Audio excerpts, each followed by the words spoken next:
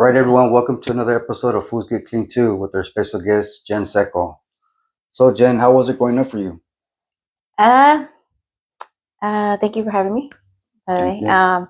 Growing up was kind of, I'm not gonna say I raised myself, but I didn't really have a relationship with my parents.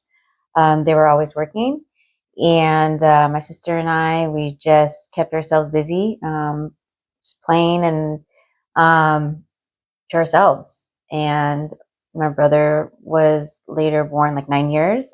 We're 9 years apart. And we were kind of nannied pretty much as my parents were working. My dad was always out of the house 12 hours a day. My mom would work either in the garage or downstairs. She was a seamstress, so she was just busy doing her own thing. And it was, I guess, a normal. I guess you could see from the outside it was like a normal house, right? But I would find, I guess, comfort, safety with my friends. So I would always leave the house and ditch school, and I would just be labeled the troublemaker with my middle child syndrome. And yeah, I got into drugs when I was 12. So from when I was little all the way up until okay, now I am, I guess, hanging around older kids and stuff. I got into trouble and What kind of drug did you start off with? with meth. It just it Straightforward, was huh? That's crazy. yeah, and I smoked weed after like a few times, but I just didn't like it. I I just didn't want to be like um not doing something. I was Yeah. always pretty active, so I drank a little bit. I don't remember drinking before I got into drugs, but um I guess maybe the people around me weren't really like just getting drunk all the time, but Yeah. it was just more around drugs. Um, How was school like elementary and junior high and high school? um, I was kind of like an outcast. I don't know, like was just always I was with my friends in high school, right? I was around the group. Um, but I guess middle school, I remember in elementary, middle school, I was kind of like the kid that was on the side. I was kind of a bully too. I remember in like fifth grade, I was a You're little a bit of a bully, bully? but I bullied like boys though. I didn't. I That's didn't bully any of the girls. It was just that's a boy. right. Yeah, yeah. Probably deserved it. I was a tomboy growing Yeah. up. Yeah. Like I would steal somebody's crayons. And I would just take them. Like, Yeah. yeah. But other than that, like it was, just a normal, I guess, school experience. Other than me just finding my own way and finding my identity, I guess. Um, yeah, I didn't really click up with anybody until I got into like the drugs. Then I was just with my group of friends who would leave school and just go get high, and that's what I did. So how was high school? Was going to class and completing stuff easy for you, or was it inebriated by the drug use? No, school was fine. I mean, I got good grades. I had to. I mean, Asian parents, Yeah. it's always like the thing. Yeah. Just get good grades. That's all. So I studied at the last minute. When I crammed, Yeah. but I got it done. Like, Yeah. I had no problems with that. So I got suspended, expelled from school actually in my sophomore year. So I got expelled for ditching. I think that's what it was. Um, and they took me to a continuation school, and then I did that, and I finished all of my credits. I got extra credit, and I ended up going back to my high school in my junior year and graduating Oh as a man. junior. Yeah, so I thought, okay, cool. I made my parents proud, yay! That's Right. yeah. And then went to community college, but I didn't finish that because I was just, just getting high. What are you going to college for? What was your major? Well, I didn't finish then. It was just the general. I went to Okay. community, um, and then I just dropped out and remember just getting into trouble, just working, going to rehab, getting arrested for like, stupid things. And then when I got pregnant when I was 21, this was right after I got out of rehab the first time. And I decided to go back to school then. And I got my medical assisting first, and then my bachelor's in business later on. That's So, awesome. So yeah. what kind of trouble did you get into? Uh, just I don't know, just drugs. Yeah. I was with people. I mean, I was at a store and somebody had a stolen credit card, whatever, and I got busted for that. And some petty theft when I was 16 because my homegirl wanted me to braid her hair, and so I just took some little rubber bands No over there. way. Yeah. It's so stupid, stupid. Yeah. Oh, and then I was like, I had some bracelets. I don't know, something that Spencer's and stupid stuff like littering, throwing cigarette butts on the ground and stuff like that. It was really stupid. Um, yeah. Did you did you ever like do time like being incarcerated as growing up? Growing up, I did for the credit card theft. Yes, I went to the farm in Irvine, and Camp that was Snoopy? Camp Snoopy. Yeah, I've never been there, but it's I've heard of not it. Yeah. it's not there anymore, right? Yeah, I don't think so. Yeah. Yeah, it's right there, and I felt like um just not knowing what I was doing there, like or like how long I was gonna be there. Um, just waiting for a call, I guess. Um, I don't recall if I even like talked to my parents during that time, but I did talk to my kid's dad, who was my boyfriend at the time, and he came to visit me. But I'm like, I don't even know when I'm gonna get out of here, Yeah. And then next thing you know, they called me and I was released. And then I got pulled over another time. That's when they busted me with like the drugs, the paraphernalia, and the sales distribution. I filed a motion and it got dropped down. So they removed the sales distribution, but I was ordered to do a program. It was like a 3-month outpatient program, which I did not even complete. Like That's right. it was like, come Yeah. on, Jen, but I was, yeah, busy getting Yeah. high, Yeah. and I had a warrant out, and I was at work, and they just pulled up on me, and then that's when, uh, oh, okay, so then that's when my dad actually helped me, got me a lawyer, and I fought it, and they said, okay, well, you can do 6 months in house. And then I went and did that. It's like, okay, I can't mess up now, right? They didn't give me jail time. Yeah. I just got to do this rehab, and I did it. I mean, I actually did smoke the one time when I was in there, and that was it. I just thought, whatever, and I got out. I was cool. Started hanging out with my friends, even while they were just getting high. But I had like a couple of beers or whatever. I was like, no, I'm good. I don't need it. I don't want it. But eventually, it caught up to me, and I, started using again. How did your dad take it? You able to tell, you had to tell your dad what you did, right? Yeah. You know what? Now that's coming back to me, I remember, um, I think before I actually went to the rehab, he knew that I was what I was arrested for, and he had found like some foil or something in my room. He found No something. way.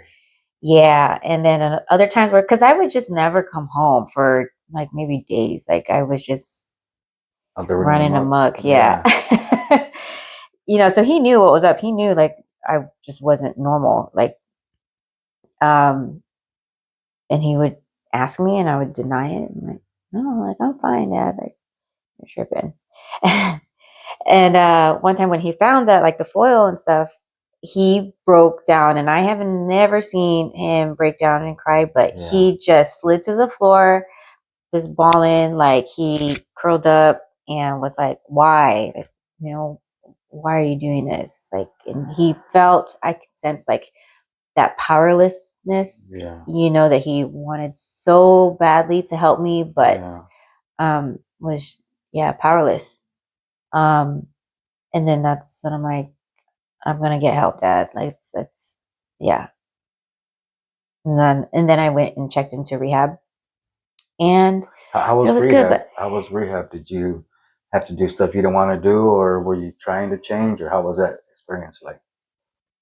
um, I think I was like, I was ready.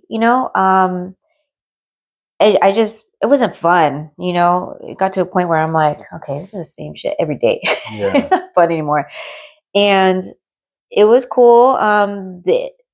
Then I was smoking like probably a pack a day, and they said, okay, well, you can bring your cigarettes, you can have your own groceries here. You just go to the meetings with this, and you just follow the program. And okay, cool. There's a curfew. I mean, I couldn't leave, but it was okay. It was a little bit lonely at first, just because the first 2 weeks, no contact with yeah, anybody. blackout. Yeah, so it was just me and my cigarettes and my coffee, Yeah, and yeah. go to the meetings, got through it. And then, I adjusted with the people in there.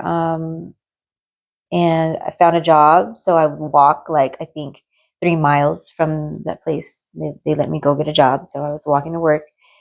Um, Was it a private pay rehab or was it like a medical facility? there was private pay. Okay, Yeah, it was down in Costa Mesa. okay. Um, yeah, it was cool. So, it was nice. They let me work, and then eventually they let me have my car there. So I had my car. I could now drive to work, which is nice. And then eventually they let me go on a pass, and I was able to attend my sister's wedding. I think it was her bachelor party or bachelorette party first. They let me go, but everybody was drinking there. So I'm like, no, I gotta go back. I can't drink. Like, No, I was scared. I didn't want yeah, to fuck up. yeah. Yeah, and then they let me out for her wedding, which was really nice, but it was an overnight pass. So Okay. I think I remember probably having a, a beer maybe. But you know, again, in my mind, alcohol is not the same as Yeah, it's drugs. not an issue. Yeah, I just have this, I separate you know yeah. the two. Um but yeah, I successfully completed it, and then I was doing good for a while, but I got back and I started using again, and I lost my job, the job that I had found while I was in the rehab. I just stopped showing up, like, no call, no show kind of deal. And so, yeah, I got pregnant. Everything was good. I went back to school. I got my medical assisting certification. So then I did that, found work, and it was good. At the time, though, I was kind of like on and off with my kid's dad. Uh, he was in and out, but then eventually, he and we worked things out. Okay, so everything was good. We started working. We ended up getting married, and then had my daughter, and everything was kind of like the normal life with the picket fence. And we didn't have a picket fence, but Yeah. we ended up opening a business together. Bought our first home. Did he have a past with drugs or alcohol at all? Yeah, we were using Okay. together before. Okay. Yeah. So he So decided to stop also, or he did after my son was born. Let's see, my son was maybe like about 6 months or so. He was still using at that time, but we weren't really together. He would just come over just to see our kid, and then he would just be on one. I'm like, go to sleep. He's like trying to be quiet, like with the remote, like watching yeah, TV in the dark. I'm like, dude, go to sleep yeah, already, right? And yeah. How did that affect you in your recovery? I wasn't even. I didn't even want it. I was Yeah, just so focused on my son. Like, yeah, I'm so over it. And not only yeah. that, the people that he was, I guess, getting high with, he was talking to some girl that I know, like, she used to hang out in our group.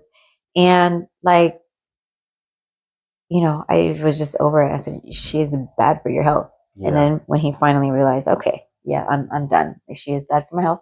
I'm not doing it no more. And then that's when we started working things out, because he decided to leave it behind. Yeah. You know? Yeah. So, what happened after that? Did you ever get in trouble with the law anymore?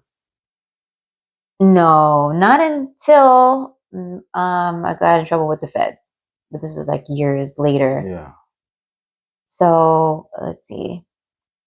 After everything was going good, the house, the cars, the business, I got my bachelor's degree. Everything was, I was doing the damn thing. Yeah. And then the housing market or crash or whatever in 2008 ended up foreclosing on the condo. No way. Yeah, we both lost our jobs. This was actually before the business, but like we both lost our jobs, and I was pregnant with my daughter, and I was hustling. Like I learned how to do eyelash extensions, and I did that as a side business, and was just making way. Let's see, and then after that, we kind of recuperated and opened up our own business from that point on, and everything was good. Like we were like probably like $1 million business in the first year. So Yeah. everything was like growing. Yeah. Okay, cool. We, recruit from the loss of the condo, but we ended up splitting in 2011. So we just grew apart, and once we split, I was handling the business and the house, my kids, everything, and that's when I relapsed again because I was like on my own. Like I needed a superpower, Yeah. Right. Yeah. The go fast juice. right? Yeah. So yeah, it was bad because now I am like on my own, and like The breadwinner, no one to stop me. the mom, the dad. Yeah. Yeah. Yeah, it was a lot. It was a very stressful time for me. And then I met somebody who was using, and it was bad. I just spiraled from that point on. It was bad up until the business that I was running. I had clients that was involved in a fraud scheme, and then the feds like kind of just linked me into it, and yeah, So you ended up getting arrested for fraud, or what did you get for arrested? fraud. Yeah, it was So mail and wire. it was a federal case. So you went to the Senate Detention Center, or Yeah, they first arrested yeah. me right there. Yeah, I went to the detention center, and then I got out on bond, and I was on pretrial, and I was checking in right here in Santa Ana. Okay. Yeah, So did you ever use when you were out on bond because like you were out? You know what I I mean? was out. I could have, Yeah. but I did not. Nope. The guy that I was dating at the time was still using the whole time, and we would fight because I'm like, "Don't fucking bring that shit up in here." Yeah. No, I'm not doing it all the time. When I was giving him a chance. And then he would start lying and hiding it. Yeah. And then I'd find his baggie right there in the bathroom. Like, No what the fuck are you way. doing? My kids, Yeah. are right here. Yeah. And it was just drama.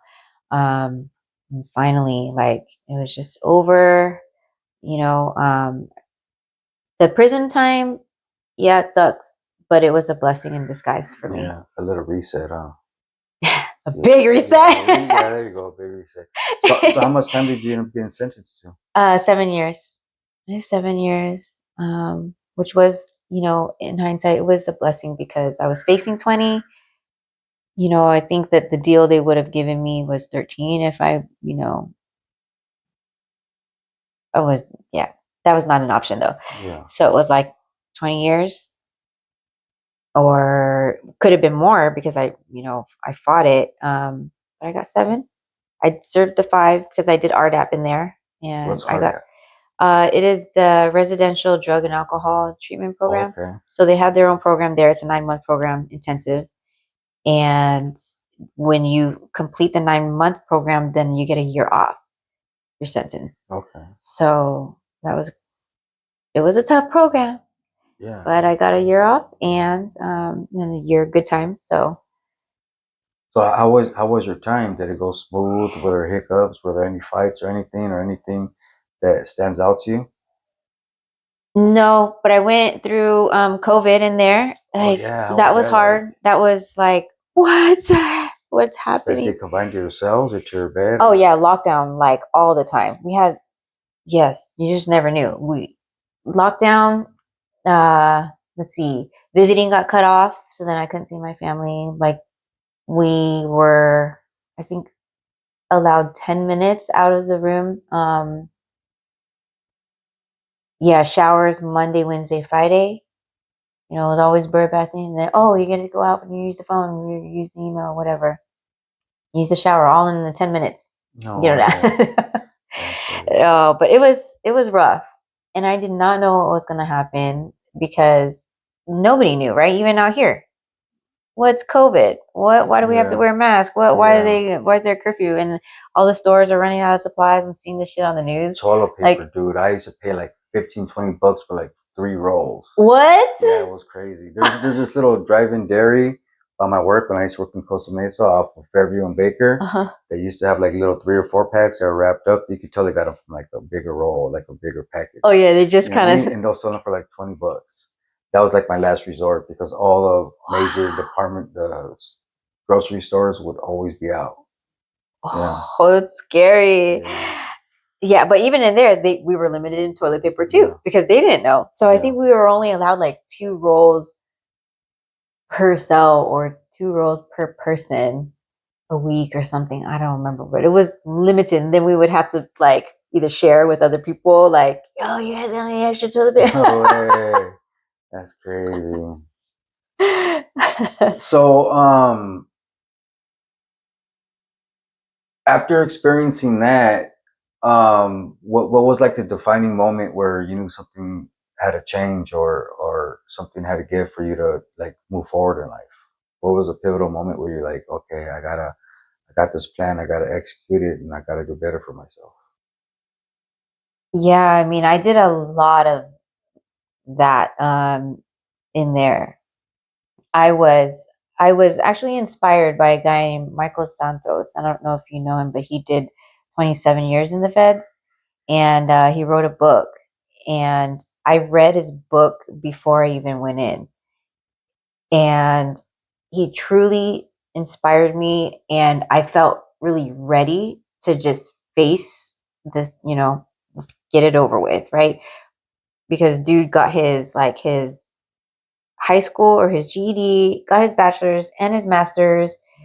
They really just gave him a hard time just transferring even to like the what do you call it, the high level. Yeah, Um, he ran a couple university. of marathons in there, and the way that he changed his life inspired me that I was determined to not waste a day in there developing myself and making sure that I at least use this time wisely to get the most out of it that I can, and just focus on me. This is my time. Now this shit's gotta change. So the whole time I was in there, like I was just doing my own program and I learned more health and fitness. I, in my mind, also wanted to like run like a marathon. My sister was running at the time, so she also inspired me and kind of helped me with like kind of how to run like the your gait and stuff like that. So I started running from the first day. I started writing down what I was eating from the first day. I was journaling and just tracking because I told myself I'm going to write a memoir about my prison experience, not like the other book, but with the Yeah.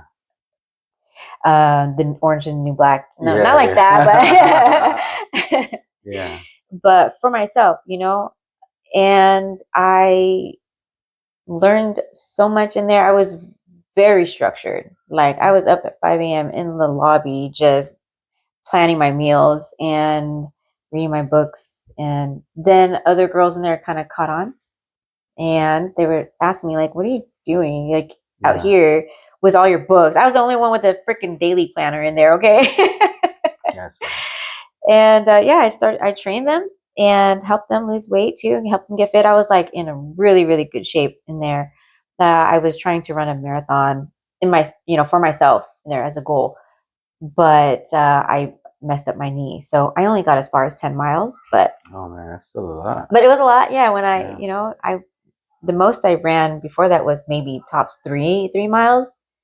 So yeah, I turned it into positive experience for myself. You know what I mean? Like I at least did what I could with what I had in there. Yeah. And yeah, so I stayed away from drama. There was no. Yeah. So there's a question that I've had for a lot of years, right? Do girls bird bath like guys do? Like fill up the sink with water? And because I know you guys have a lot of hair. You know what I mean? Did you say air? Hair. Oh. Yeah, like us, most of us are bald, so it's like Okay. really easy. Yeah. The hair thing, I would just have to like flip my hair or my head under, into the sink to wash it. But we didn't like fill up the sink per se. It was really just Fill up the cup, like just fill up the thing with the water one at a time, or no way, that'll probably yeah. take forever. No, like I would have to for like the hair. No, I wasn't like pouring one cup at a time of the hair, but like for the body, Yeah, yeah. I've always wondered that. So yeah. With So a towel. can you let our audience know like what you're doing now and like what your goals are, your plans for the future? For the future, Yeah. well, as I am working on my coaching business, I do have other plans that are aside from coaching, such as like getting to public speaking. The biggest fear of mine is speaking Yeah. in public, let alone it took a while for me to actually speak on camera and do like the reels that I do to talk to people. Yeah. Even right now, I'm nervous. I can't. Yeah, believe me, I get the same way. It's hard. Yeah. Yeah, it's definitely something that takes a lot of practice. So one of my goals is to just face one of my fears and get on a stage somewhere and just speak and try to, inspire others, and let them know that it's okay to restart, rebuild, and, no matter what, your circumstances are, things can change. So I want to be able to help other people. That's really what my purpose is. So whether it's through coaching, or just speaking, or even just sharing my story, you know, or whatever it is. And I really want to commend you and your man for like bringing alcohol use into like the forefront, right? Yeah. Because a lot of times people like it's a stigma and people don't like to talk about it, right? But I like the way you guys are open about the struggles you guys had with substances, whether it's alcohol or drugs, and like change is possible. Yes, it is. And you know what I realized? That a lot of people don't talk about it. Yeah. Yeah, for me, I don't mind sharing my story because it's what's done is done. Yeah. I am ashamed of like the mistakes that I have made, yes, but I'm not ashamed to talk about it just because it's done. You know And what I your mean? story could probably help somebody else out that's probably going Exactly. through the same thing. It You know does. what I mean? Like to show that there's light at the end of the tunnel. Yeah. Yes, you're right. That is the purpose, just to share that, like they say, recover out loud because Yeah. um, other people could be struggling in silence. And it was hard for me too because I did that for a while. Yeah. I was struggling in silence and I didn't know how to get off and I was alone and I didn't know how to reach out. I didn't even want to tell. I was a closet smoker for Yeah. a while, like nobody knew. It was just me and my demons. But yeah, we do openly talk about it. And he's really good too with he was more than alcoholic, so he talks freely on alcoholism and what helped him, what saved him, and just really just getting that message that it's really not that good for you. For me, yeah, more of my drug use. Um, but yeah, thank you though. Yeah. So do you want to share or plug your coaching and his stuff also? Sure. Yeah, you can find me at New Win Fitness. That's on Instagram. That's the main, I guess, the main platform. And you can find him at Lock It In Fit _ And yeah, just help change your life. And remember, everyone, change is possible. And if you're hopeless, there's hope. And thank you for coming on, Jen. And remember, fools get clean too. That's right.